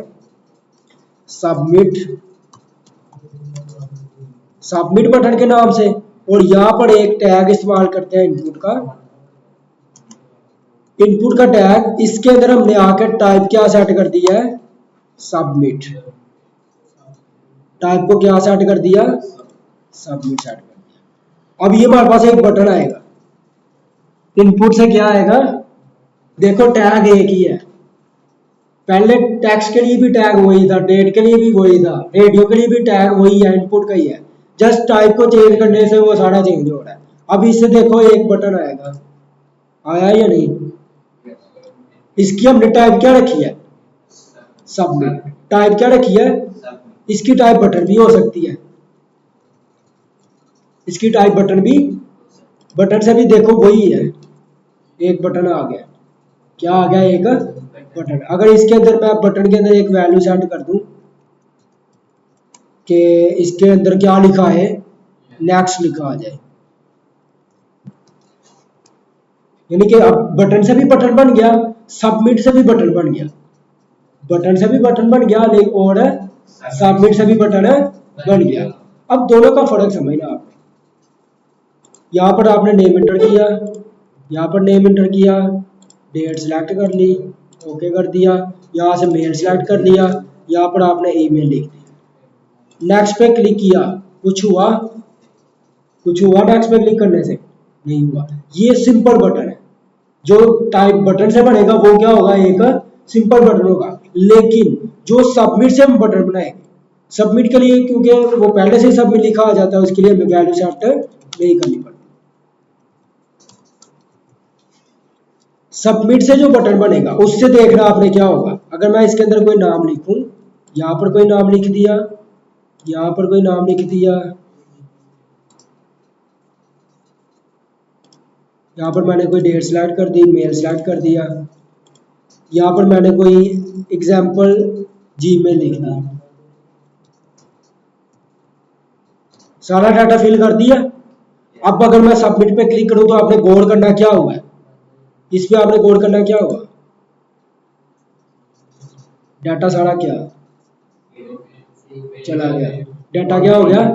हमने जब मैंने फॉर्म के अंदर एक्शन का एट्रीब्यूट पढ़ाया था, देन मैंने आपको क्या कहा था अभी कि ये जो एक्शन है ये कब कॉल होगा, जब आप सबमिट के बटन के ऊपर क्या करेंगे, क्लिक करेंगे। अब सबमिट हुआ नहीं है, लेकिन ये देखो ये सारा किधर आ गया, इसका होता है यहाँ पर, अगर मैं आपको डाटा दिखा देता हूँ, यहाँ पर हम फॉर्म के अंदर एक एट्रीब्यूट यूज करते हैं मेथड के नाम से, इसको इग्नोर करो, ये अब समझो डाटा गया नहीं है, थोड़ा सा एडवांस हो जाएगा, ठीक है, आप समझो डाटा गया नहीं है। लेकिन जब हम बैकएंड भी इस्तेमाल करें तो देन डाटा को इंटर करने के बाद जब सबमिट पे क्लिक करें तो वो क्या कॉल करेगा, एक्शन को कॉल करेगा, किसको कॉल करेगा, और सारा डाटा लेके किधर चला जाएगा, जहां पर एक्शन का हमने लिंक लगाया होगा, ठीक है। सबमिट करने से सारा डाटा क्या हो जाएगा, सबमिट। अब अगर मैं इसके अंदर अपनी कोई भी ईमेल टैग, इसकी टाइप ईमेल रखी थी ना हमने, ईमेल, तो अब अगर ये ईमेल है, ईमेल के अंदर ऐड का होना लाजमी, तो अब मैं सबमिट कर दूं तो क्या कह रहा है, ईमेल वैलिडेट कर रहा है कि यहाँ पर ईमेल होगी तो फिर सबमिट करेगा, अदरवाइज सबमिट नहीं करेगा, ठीक है। वो कह रहा है कि ईमेल के अंदर इस चीज का होना, @ का होना जरूरी है। यहाँ तक क्लियर है, ईमेल की समझ लग गई है। तो यहाँ से थोड़ा सा हम आगे चलते हैं, इसके बाद में भी हम क्या लगा देते हैं, एक HR का टैग लगा देते हैं, और इससे क्या होगा, हमारे पास एक लाइन आ जाएगी। उसके बाद हम देखते हैं हमारे सब फॉर्म के अंदर क्या है। अच्छा, बाद में हमारे पास ऐसा होता है, हमें कोई फाइल चूज करनी पड़ जाती है अपने सिस्टम में से, ऐसा होता है या नहीं, कि अपने सिस्टम में से कोई पिक्चर को ऐड करो। आपने असाइनमेंट के प्रोजेक्ट में देखा होगा, आप पिक्चर कैसे ऐड करते हैं, ऐड पे क्लिक करो तो आपके सामने गैलरी खुलती है, आप वहां से अपनी पिक्चर को सेलेक्ट करो तो वो क्या हो जाएगी, लोड हो जाएगी। उसके लिए हम भी किसका इस्तेमाल करेंगे, इनपुट का, और उसके अंदर जो है वो हम टाइप क्या सेट कर देंगे, फाइल। टाइप क्या सेट कर देंगे, फाइल सेट कर देंगे। इसका मतलब अब यहाँ इससे क्या हुआ, एक बटन आ गया। ये कौन सा बटन आया, चूजन फाइल वाला। कौन सा बटन आ गया, चूजन फाइल। एक इसके ऊपर H4 का टैग लगा देते हैं, ठीक है। अब इसके ऊपर अगर मैं क्लिक करूं तो वो मेरी गैलरी को खोला कि आप कोई भी इमेज जो है वो सिलेक्ट कर सकते हैं। ऐसे तो फाइल नहीं आएगी ना, कोई भी फाइल सिलेक्ट कर सकते हैं, कोई भी इमेज भी सिलेक्ट कर सकते हैं जी। जस्ट मैंने इनपुट की टाइप क्या रखी है, फाइल रखी। इनपुट की टाइप जस्ट आपने क्या सेट करनी है, फाइल सेट करनी है। क्लियर। अच्छा, उसके बाद हमारे पास और कौन कौन सी टाइप्स होती हैं वो भी देख लें। मैं इसको यहाँ से पढ़ा देता हूँ। ये एक हमारे पास होती है कलर, कलर सेलेक्ट कर सकते हैं। चेक बॉक्स कौन सी होती है, चेक बॉक्स का आपको पता है, थोड़ा सा आइडिया है। यानी कि मिसाल के तौर पर आप कोई चीज बाय करना चाह रहे हैं, आप चाहते हैं मुझे ये भी फीचर चाहिए, ये भी फीचर चाहिए, ये भी फीचर चाहिए, ठीक है। तो आप उन सबको चेक कर दो, उन सबको क्या कर दो, चेक करने से क्या होगा, एक बॉक्स आएगा। इसको मैं आपको क्या कहते हैं, चेक बॉक्स किया तो इससे क्या आएगा, एक बॉक्स आएगा। इस तरह का बॉक्स आपने देखा होगा, यानी कि यहाँ पर कुछ लिखा होता है लेबल के अंदर, यहाँ पर आपका क्या लगा होता है, चेक बॉक्स। यहाँ पर मैं इसके आगे एक लेबल लगा देता हूँ,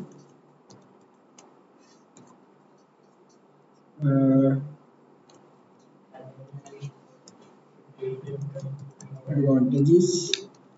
तो एडवांटेजेस आप इसको लेना चाहते हैं तो आप इसके ऊपर चेक कर दें। इसको मैं यहाँ से कॉपी कर लेता हूँ। इसके बाद एक br का टैग इस्तेमाल कर लेते हैं और अब इसको यहाँ से कॉपी करते हैं, Ctrl+C।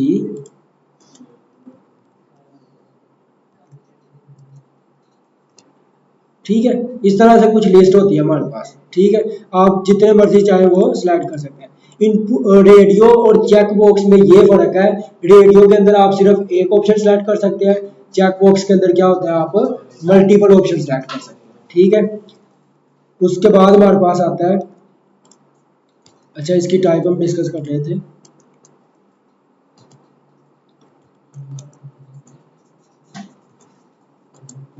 टाइप, अच्छा चेक बॉक्स आ गया। कलर, कलर से क्या होगा, एक कलर सेलेक्ट कर सकते हैं। ईमेल, फाइल, हिडन, हिडन से क्या होगा, इनपुट तो रहेगी लेकिन वो हमें नजर नहीं है, फ्रंट पेज पे नजर नहीं आएगी। मंथ, केला मंथ सेलेक्ट कर सकते हैं। वो फोन नंबर का भी एक हमारे पास होता है, आप फोन सेलेक्ट कर सकते हैं। यहाँ पर एक होगा EH, फोन का नहीं है, सेल का होगा शायद, सेल का भी नहीं है। ये आप नंबर की फील्ड सेलेक्ट कर सकते हैं, ठीक है। नंबर अगर टाइप सेलेक्ट करते हैं तो देन वो आपको कोई भी टेक्स्ट ऐड करने की इजाजत नहीं देंगे। इसके लिए जस्ट ई ऐड होता है, ई के अलावा आप कोई भी किसी किस्म का टेक्स्ट नहीं यूज कर सकते, क्योंकि मैथ में मोस्टली ई जो है वो यूज कर सकते हैं। बाकी इसके अंदर क्या लिखे जाएंगे, नंबर लिखे जाएंगे, क्योंकि इसकी टाइप हमने क्या रखी है, नंबर रखी है, ठीक है। ये सारे फीचर किसके हैं, फॉर्म के फीचर है। किसके फीचर है, फॉर्म के फीचर। यहाँ तक क्लियर है। चलिए नेक्स्ट मूव करते हैं, काफी है। अच्छा, उसके बाद एक इम्पोर्टेंट टॉपिक है क्लास एंड आईडी। कौन सा टॉपिक है, क्लास एंड आईडी। अच्छा, कहते हैं कि आप किसी भी डिव की, किसी भी बॉक्स की, किसी भी टैग की कोई आईडी सेट कर सकते हैं और उसकी कोई ना कोई क्लास भी सेट कर सकते हैं, ठीक है। अब आईडी से आपके जहन में क्या आ रहा है, आईडी से आईडी कार्ड को जहन में लेके आए। पूरे पाकिस्तान में जितने भी लोग हैं, क्या किसी का दूसरे बंदे का आईडी कार्ड सेम हो सकता है, किसी का भी, इतनी आवाम है। किसी का आईडी कार्ड किसी से मैच होता है नहीं। आईडी कार्ड फिर हमें ये समझ आ रही है कि ये एक यूनिक आईडी है। ये क्या है, किसी भी एक टैग की यूनिक आईडी है। आप किसी दो टैग की आईडी सेम नहीं रख सकते, किसी दो टैग की आईडी को सेम नहीं रख सकते, ठीक है। आईडी क्या होगी, एक टैग की सिर्फ एक ही होगी, ठीक है। और उसके बाद एक और इम्पोर्टेंट चीज है क्लास। क्या है, क्लास। क्लास क्या हो सकती है, इसकी और इसकी क्लास आप सेम रख सकते हो। ये देखो, ये भी एक टैग है, ये भी एक टैग है। इसकी आईडी ID1 है, इसकी आईडी ID2 है। आईडी जो है वो सेम नहीं हो सकती, लेकिन क्लास कहता है क्लास को हम सेम कर सकते हैं। इसका भी ग्रुप 1 रख सकते हैं, इसका भी ग्रुप 1 रख सकते हैं। ठीक है, आईडी और क्लास हम ज़्यादा बेहतर जो है वो हम किसके अंदर पढ़ेंगे, CSS के अंदर पढ़ेंगे, क्योंकि उसके अंदर हमें ये बताना होता है कि किसको सिलेक्ट करो, किसका कलर चेंज करना है। उसके लिए हम टैग का आईडी रख देंगे, टैग की क्लास नेम रख देंगे, और फिर हम इस क्लास नेम से उसको क्या कर देंगे, इसकी प्रॉपर्टीज अप्लाई करेंगे CSS की। उसके बाद हमारे पास चेक बॉक्स आ रहा है। चेक बॉक्स वही है जो अभी हमने डिस्कस किया है। ठीक है, चेक बॉक्स में अगर आप फार और आईडी सेम भी रख दें, फार और आईडी ये तो इसके लिए होगा ना, चेक बॉक्स पे क्लिक करो, इसका मतलब इसको सिलेक्ट किया है। लेकिन इसको और इसको अगर आप कनेक्ट करेंगे नेम के साथ, ये नेम के साथ कनेक्ट किया ना हमने, जैसे रेडियो को कनेक्ट किया था नेम के साथ, दोनों का नेम सेम रख दो। लेकिन जब हम चेक बॉक्स लगाएंगे और नेम सेम भी कर दें, नेम को क्या कर दें, सेम, वो आपस में कनेक्ट हो जाएंगे, वो आपस में क्या हो जाएंगे, सारे चेक बॉक्स कनेक्ट हो जाएंगे। लेकिन चेक बॉक्स में ये खूबी है कि आप मल्टीपल सेलेक्ट कर सकते हैं, मल्टीपल सेलेक्ट कर सकते हैं। वो आपस में कनेक्ट तो हो गया है, लेकिन मल्टीपल सेलेक्ट भी आप कर सकते हैं। उसके बाद हमारे पास एक आ रहा है टेक्स्ट एरिया। मोस्टली हमारे पास ना एंड पे फॉर्म के होता है एड्रेस, कि आप अपना एड्रेस बताओ, जिस तरह इसके एंड पे भी है, प्लीज लिस्ट देम, यानी कि आप कोई भी ज्यादा टेक्स्ट लिखने के लिए हम फिर टेक्स्ट की फील्ड को यूज नहीं करते। उसके लिए हम क्या इस्तेमाल करते होते हैं, टेक्स्ट एरिया का इस्तेमाल करते हैं। इसका इस्तेमाल करते हैं टेक्स्ट एरिया, ये एक टैग है। ठीक है, ये ओपनिंग क्लोजिंग टैग है, इसके अंदर आप कुछ भी लिख सकते हैं।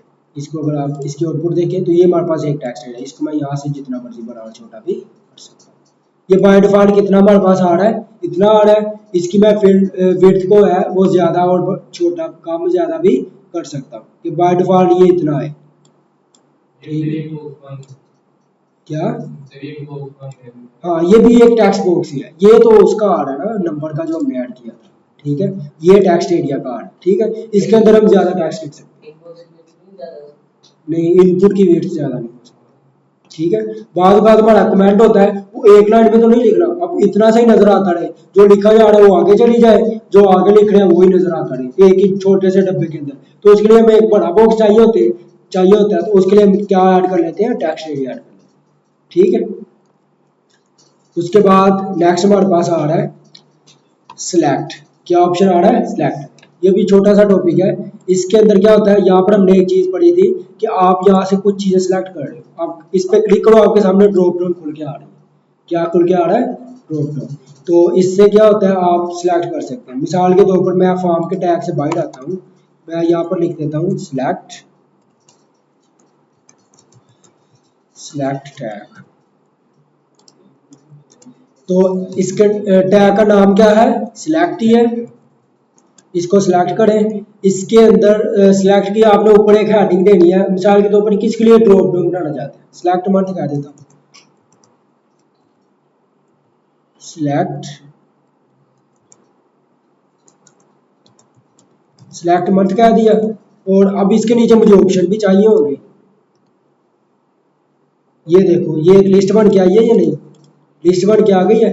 और इसके नीचे मुझे क्या चाहिए होंगे, अब वो जो सिलेक्ट, ये जो है इसके सिलेक्ट के टैग के अंदर ऑप्शन आएंगे। और अगर हम इसके ऊपर कुछ लेबल ऐड करना चाहेंगे तो वो यहाँ से ऐड करेंगे, लेबल से सिलेक्ट।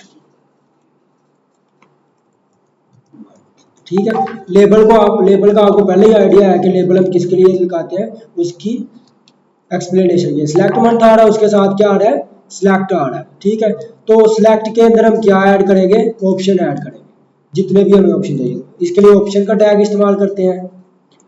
ऑप्शन ओपनिंग भी है और क्लोजिंग भी है। पहला ऑप्शन हम क्या रखना चाहते हैं, मैं कहता हूँ जनवरी, इसको ही कंट्रोल एंटर।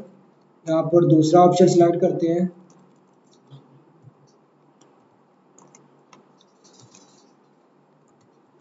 ठीक है, यहाँ पे फेबर कर देते हैं जस्ट एज एग्जांपल। तो यहाँ पर मेरे पास क्या आ गया, जनवरी, और नीचे क्या आ गया।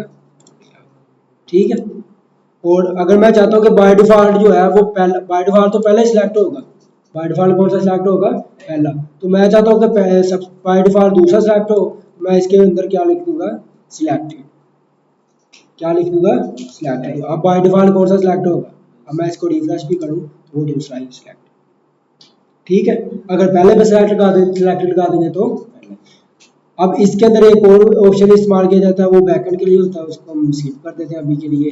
नेक्स्ट हमारे पास कौन सा आएगा, वैल्यू होता है कि जब इस पर क्लिक करो तो ये वाली वैल्यू डाटाबेस में जाके सेव हो जाए। ठीक है, ये वाली वैल्यू, इसके अंदर हम नेम रख सकते हैं, इसकी आईडी रख सकते हैं, वो जस्ट क्लियर है। उसके बाद हमारे पास एक और टैग आता है आई फ्रेम के नाम से। किसके नाम से, आई फ्रेम। आई फ्रेम क्या होता है कि आप अपनी वेबसाइट के अंदर ही एक और वेबसाइट को ओपन कर दो। आप अपनी वेबसाइट के अंदर ही क्या करो, एक और वेबसाइट को ओपन कर दो। ठीक है, यानी कि उसका लिंक लगा दो, जैसे वो वेबसाइट होगी वो आपकी वेबसाइट पे क्या हो जाएगी, ओपन कर देंगे। वो तो लिंक होता है ना, उस पर क्लिक करें तो वो उधर चला जाए। इसमें होगा वेबसाइट आपकी खुली रहेगी, एक लिमिटेड बॉक्स के अंदर वो दूसरी वेबसाइट शो हो जाएगी। ठीक है, इसकी हम थोड़ी सी प्रैक्टिस करते हैं।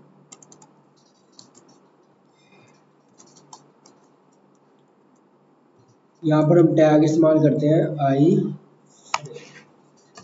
ठीक है, और यहाँ पर हम लिंक लगा देते हैं। किसका लिंक लगाते हैं, SRC का एट्रीब्यूट इस्तेमाल करें। मिसाल के तौर पर मैं यूट्यूब का लिंक लगा देता हूँ। लिंक को यहाँ से कंट्रोल C किया और यहाँ पर आके कंट्रोल V कर दिया। ठीक है, लिंक लगा दिया। इसकी आउटपुट चेक करते हैं क्या आती है हमारे पास।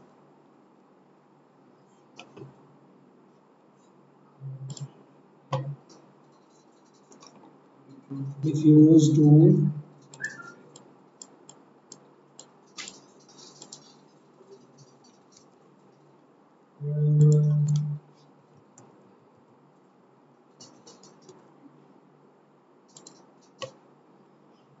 यहाँ से हम इसको चेक करते हैं, सिंटैक्स ऑफ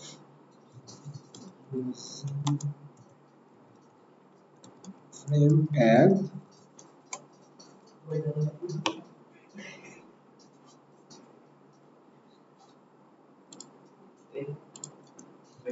और YouTube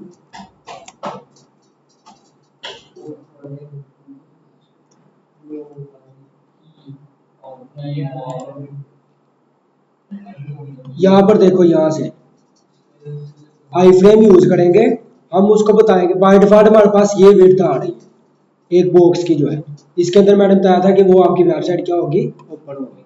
ठीक है, तो यहाँ पर देखो, एक हम विड्थ खुद से सेट कर सकते हैं, हाइट खुद से सेट कर सकते हैं, सोर्स हम उसका लिंक लगा सकते हैं। क्या लगा सकते हैं, उसका लिंक लगा सकते हैं। टाइटल, उसका नीचे क्या टाइटल आना चाहिए। ठीक है, फ्रेम बॉर्डर, उसका जो बॉर्डर है वो कितना होना चाहिए, बॉर्डर की विड्थ कितनी होनी चाहिए। अलो किस किस चीज़ को अलाउ करो, रीप्लेस यानी कि उसको दोबारा चलाओ या ना चलाओ। अलो फुल स्क्रीन, उससे फुल स्क्रीन कर सकते हैं या नहीं कर सकते। ये कुछ उसके एट्रीब्यूट्स हैं जिनको इस्तेमाल कर सकते हैं। ठीक है, अच्छा जी, उसके बाद हम नेक्स्ट देखते हैं। आई फ्रेम के बाद वीडियो, कोई भी आपने वीडियो सेलेक्ट करनी है तो उसके लिए एक हमारे पास है वीडियो का भी टैग होता है। इसी तरह हमारे पास एक ऑडियो का भी टैग होता है। ठीक है, यानी कि कोई भी वीडियो हम लगा सकते हैं अगर हमारे पास यहाँ पर पड़ी हो। इस प्रोजेक्ट के अंदर हमारे पास वीडियो पड़ी है, मिसाल के तौर पर हमारे पास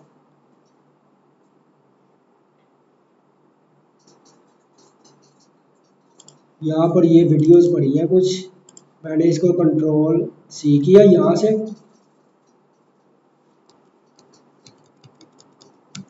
और ये हमारा प्रोजेक्ट है आज की क्लास का। कंट्रोल V, यहाँ पर इसको पेस्ट कर दिया है, ये वीडियो आ गई हमारे पास अपने प्रोजेक्ट के अंदर।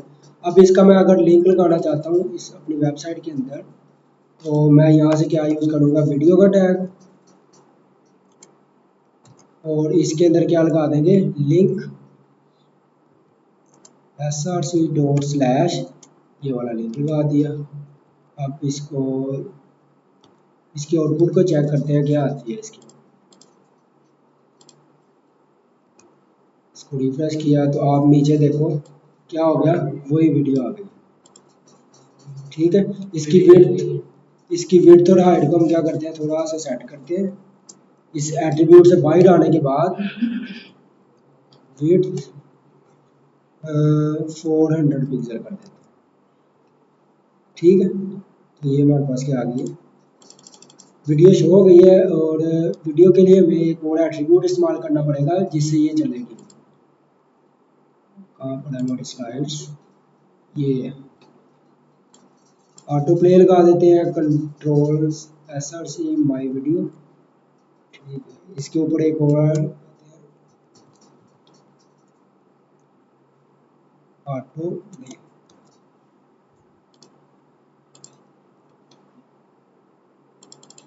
ये चली नहीं है,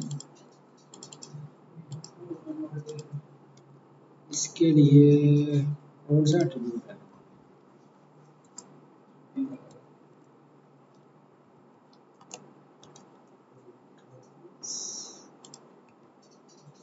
ठीक है। कंट्रोल का एट्रीब्यूट इस्तेमाल करेंगे तो देन ये क्या होगी, चलिए ठीक है। जब तू भूल जाए तो जो तर्जमा, माना, मफहूम और ठीक है, मुराद इस तरह से हम क्या कर सकते अल्लाह हैं, पाक ने मुझे अता किया है, मेरी समझ में आया है, तो मैं इसका माना यूं लेता हूँ, इज़ा नसी। और यहाँ पर हम क्या कर देंगे, इसी तरह से हम उसका क्या होता है हमारे पास ऑडियो भी इसी तरह से क्या कर सकते हैं, जिस तरह वीडियो का टैग है इसी तरह ऑडियो का टैग है, अपनी ऑडियो का लिंक लगाएं, कंट्रोल लगाएं, ऑटो प्ले करते हैं, ठीक है। इसके ऊपर देखते हैं ये चलता है या नहीं कंट्रोल से।